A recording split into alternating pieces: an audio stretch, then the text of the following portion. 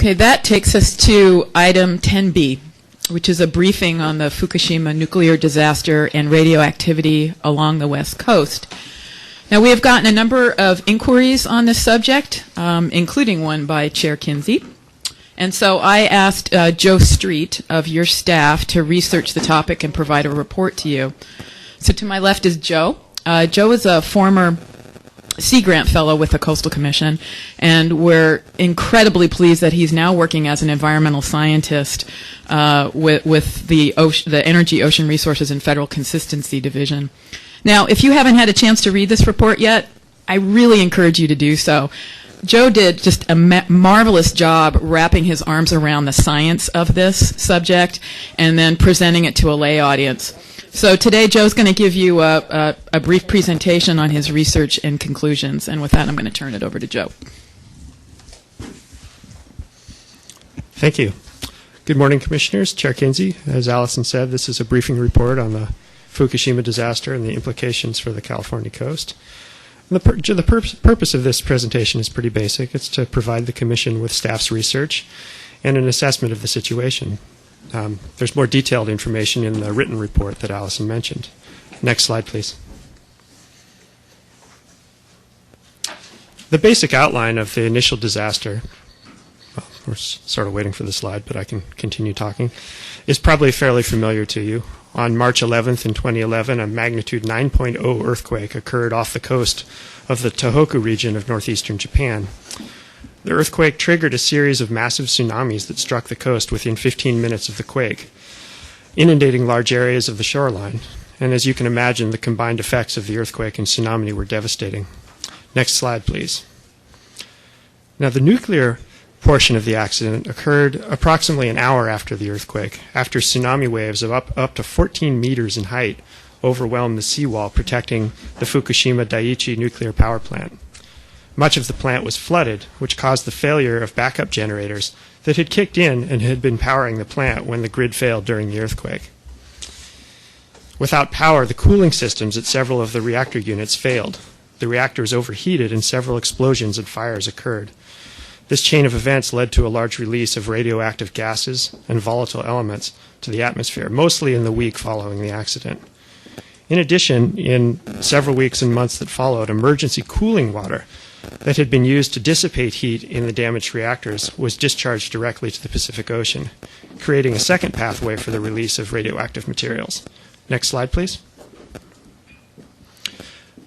Now, most of the radionuclides released to the atmosphere in the week after the accident were deposited by rainfall over Japan and especially the western North Pacific Ocean. The rest was rapidly dispersed and diluted over the northern hemisphere over the following 2 to 3 weeks. The slide here, which I hope you can see the colors of, shows a model simulation of this process. And the colors represent the concentration of radioactive materials. It's important to note that the scale on this slide is logarithmic. So the oranges, yellows, and greens that you see are actually diluted by hundreds or thousands of times from the initial concentrations over Japan. Airborne radioactivity was first detected in California about 5 days after the accident, peaked in late March, and had mostly disappeared by the end of May. Radionuclides that were deposited in rainfall were later detected in low concentrations in food and water in the first few months after the accident. Most of these radionuclides that were present in the atmosphere were short-lived, with half-lives measured in days. This means that the primary exposure of people and ecosystems in California to Fukushima radiation was a short pulse in the spring of 2011. Longer-lived isotopes, particularly cesium, which has 2 radioactive isotopes of 137 and 134, were present in the fallout and could result in longer-term exposure. However, as I'm going to discuss in a couple of minutes, the radiation exposure in California has been very low relative to pre-existing sources from natural and human-caused radiation sources. Next slide, please. The second major dispersal pathway for radioactive materials from Fukushima is in the slower currents of the North Pacific. The oceanic plume includes both fallout to the North Pacific and direct discharge from the plant. As in the previous figure, is a model simulation of the dispersal of the radioactive plume in the ocean. The timescale is over a period of 10 years. In the ocean, the main radionuclides of concern are those long-lived cesium isotopes, since they persist long enough to still be present years or even decades after the accident. Again, it's important to emphasize that on this figure, the concentrations are plotted on a log scale, so even the relatively warm colors you can see represent a massive dilution from the initial concentrations off the coast of Japan. The spatial patterns and timing shown here we believe are pretty accurate. They're backed up by direct field measurements, which are, of course, are sparser than what you can achieve with a model simulation. But the field measurements also show that the actual levels of radioactivity in the eastern Pacific along the west coast are up to 10 times lower than the model predictions, probably because the model did not anticipate the amount of mixing into the deep ocean that appears to have occurred. Fukushima-derived cesium reached the coast of North America off British Columbia last summer, but the plume has not yet reached the California coast. You may have seen some headlines last week reporting that no radioactivity from Fukushima had been detected in the latest round of sampling of giant kelp off the California coast. The fact remains, though, that the oceanic plume will probably be detected within the next year or two. The cesium concentrations will be very low relative to natural sources of oceanic radioactivity, but Fukushima's legacy will be detectable off our coast for many years. Next slide, please. With this in mind, it's worth mentioning that to date, neither the state nor the federal government has mounted any sort of monitoring campaign for Fukushima radioactivity off the California coast, and that we owe our current knowledge to academic researchers and several citizen science efforts. As a quick aside, I wanted to acknowledge these efforts, which are largely supported by volunteers, individual donors, and small research grants. Next slide, please. The basic message that we've heard from governments since 2011 is that our exposure to Fukushima radiation has been very low and poses little risk to human health or ecosystems. Staff's conclusion, based on the best available science, is that this consensus is essentially correct. Compared to other sources of radiation exposure, both natural and human-caused, doses from Fukushima in the United States have been very low. Now, this figure in the blue box here shows several maximum estimates of annual doses from Fukushima from different sources in California. I should point out again that this chart has a log scale, meaning that the Fukushima doses in California are actually thousands of times lower than what we're already receiving on a yearly basis from both natural and other anthropogenic sources. And they're also tens of thousands of times lower than the lowest dose that has been linked to any uptick in cancer rates, which is shown in red on this figure. This is not to say that the exposure to radiation from Fukushima is benign, but rather that the contribution to our cumulative dose is fairly small, at most roughly equivalent to a few extra dental x-rays. Next slide, please. As a final note, to put the Fukushima event in perspective, I wanted to show you this slide, which compares the cesium-137, which is the longest-lived isotope that's being detected in the oceans in any well, I shouldn't say high, but any measurable concentration. This compares the amount reaching the ocean due to the accident with other natural and anthropogenic sources of radioactivity. Fukushima is shown here by two relatively small ovals, representing both the direct discharge and the fallout contributions. Together, at the highest estimates, they're about equivalent to the contribution from the Chernobyl disaster in 1986. But Fukushima's contribution is much smaller than that from nuclear weapons testing in the 50s and 60s, and is dwarfed by the large reservoir of radioactivity from naturally occurring elements, such as potassium-40 and uranium-238. All this being said, I think there's a second perspective that can be drawn from this diagram, and that is that the Fukushima disaster is just the latest example of a human action or activity which has injected a pulse of artificial radioactivity into the ocean.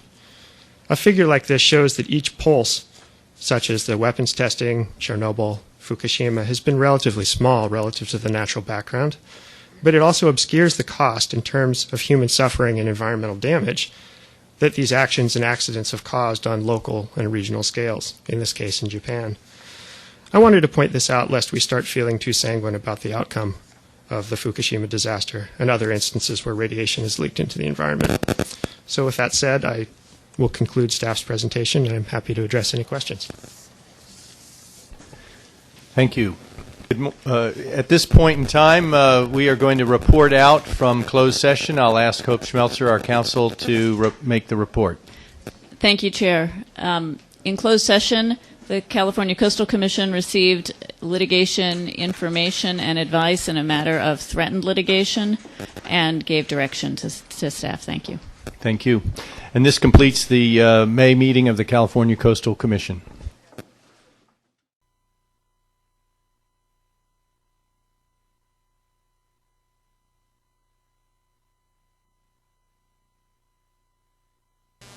Commissioner comments, questions? Commissioner Howell? Thank you. So I saw on your charts that you mentioned that radioactive, oh, I'm sorry, tuna, the dosage you would get from eating tuna. Are there other fish that concentrate their radioactive metals? Yes. There's been a lot of work done in Japan on radioactive elements in fish, and they've detected very high concentrations in some cases. It appears to be very species specific. And the reason I put tuna up there is that it's a highly migratory species. So fish that were raised, well, I don't know if raised is the word for fish. I don't know how much nurturing they do, but fish that were hatched and matured off in the Western Pacific were exposed to a certain level of radioactivity, and then they actually migrate over the course of their life cycle into the Eastern Pacific. And over that time, the level of radioactivity that accumulates in their tissues decays away with the elements. But it has been detected in tuna off the California coast. And that estimate of the dose you would get that I showed in that figure would be for someone who eats a lot of tuna. We're talking a subsistence level fisherman who only ate that species. It's very likely that other migratory species that spent time in the Western Pacific and have come to the Eastern Pacific also would have low levels of Fukushima radioactivity. Among the species that have been tested that are local to the California coast, nothing's been detected thus far. Thank you. Commissioner Mitchell. I have a question, and this may not be your area of expertise, but what is the difference between the Fukushima nuclear power plant and the nuclear power plants in California? Because when I was reading about it, apparently we have different types of nuclear power plants that could make this, a different situation. So I'm just curious about that, or what you know. Yeah. I don't know specifically whether the type of reactor or plant that exists at Fukushima is the same as, say, Diablo Canyon or San Onofre. I know that people have considered whether or not a similar type of disaster could affect the plants that we have along the California coast, but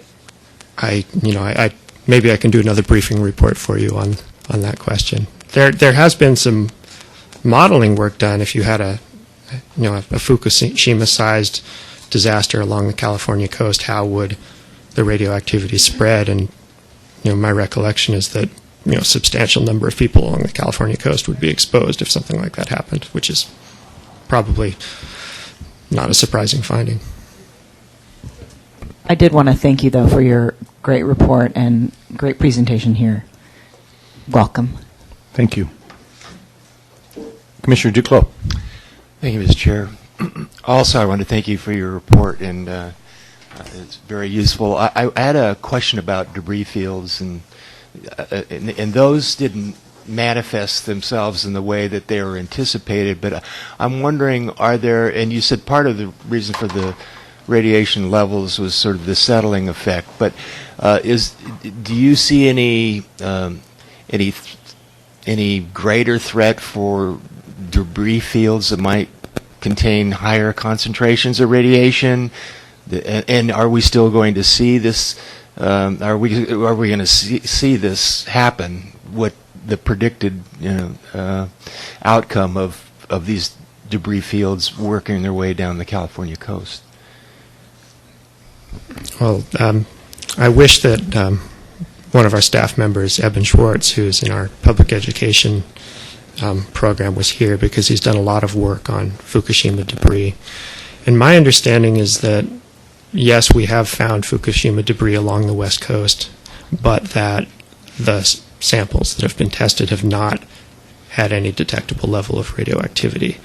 So, without claiming to be absolutely confident, 100% confident in this, I'd say that the debris fields themselves don't seem to pose any additional danger, compared to these other modes by which radioactivity has been transported. Thank you. Thank you. If there are no other... Oh, excuse me, Commissioner McClure, I apologize.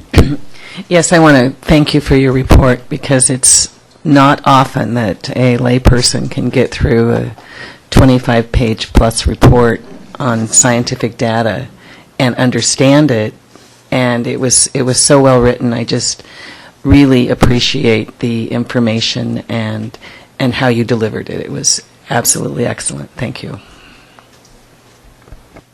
Very good, thank you. Okay, Allison. Thank you. We have one last item today, which is revised findings for San Diego Gas and Electric's proposal to relocate a substation in Chula Vista. This is item 12A. If you recall, in March, the Commission approved this project and added two special conditions.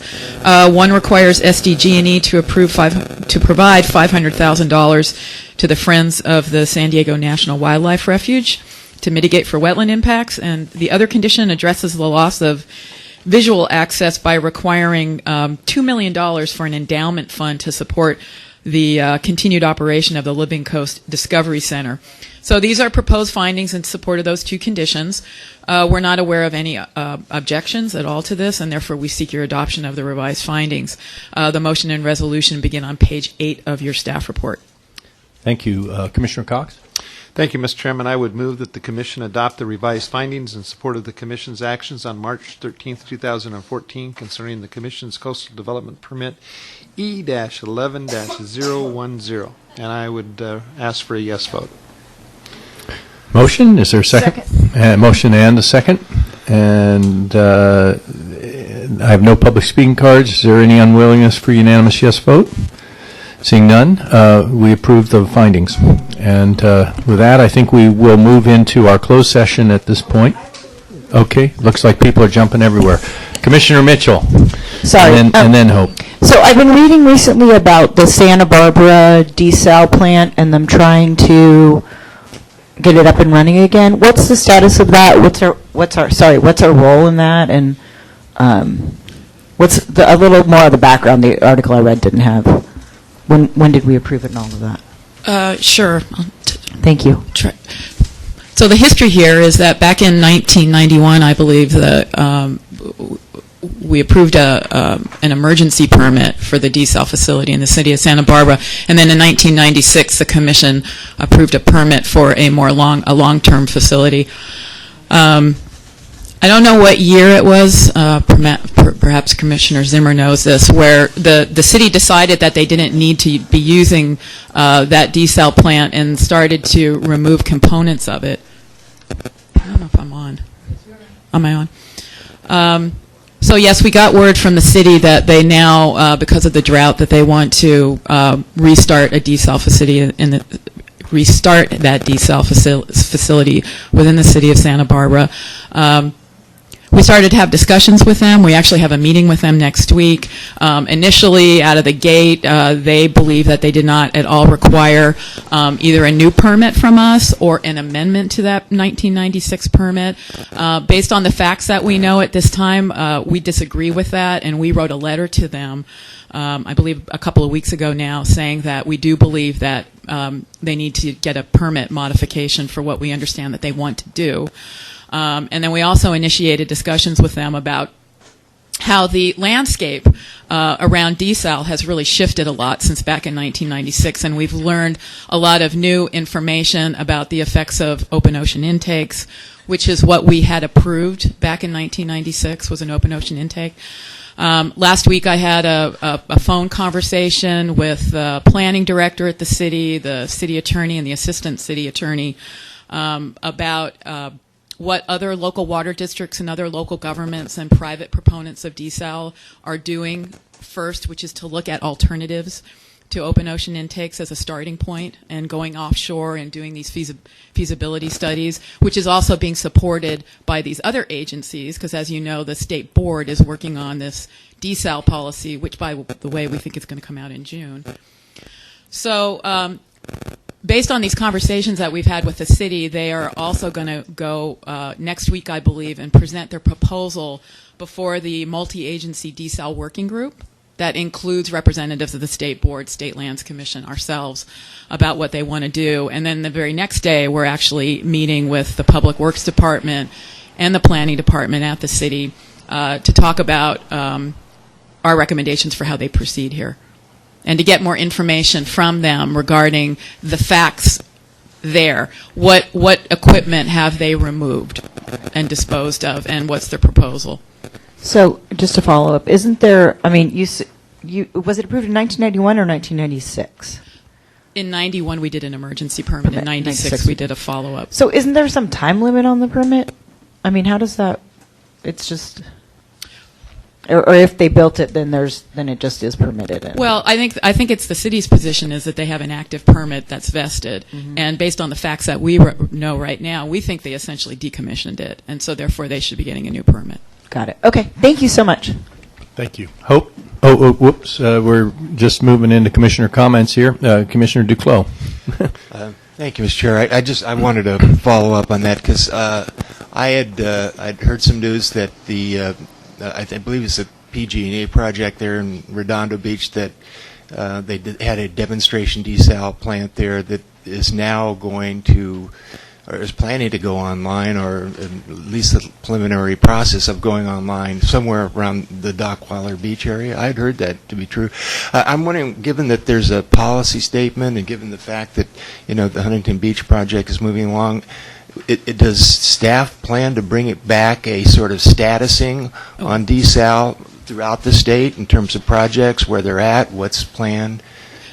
Yes, we do. As a matter of fact, Charles and I talked about this very question this week and thought that maybe in the summer it would be a good time for me and Tom Luster to come back and speak to the commission. And I was thinking the timing of that would be good after the draft desal policy comes out from the state board.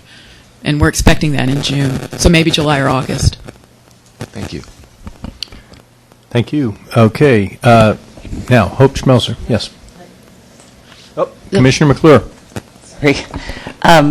I yesterday had an opportunity, a short conversation with Charles about the prospect of the commission doing a tour of Banning Ranch next month, and I'm not sure how other commissioners feel about it, but for me, traveling up and down the state, it's extremely important for me to see a project and to see, recognizing that staff won't have answers to this project, but to actually give me a visual. So I was kind of maybe asking to see if there's consensus on the commission that people are in support of that kind of activity.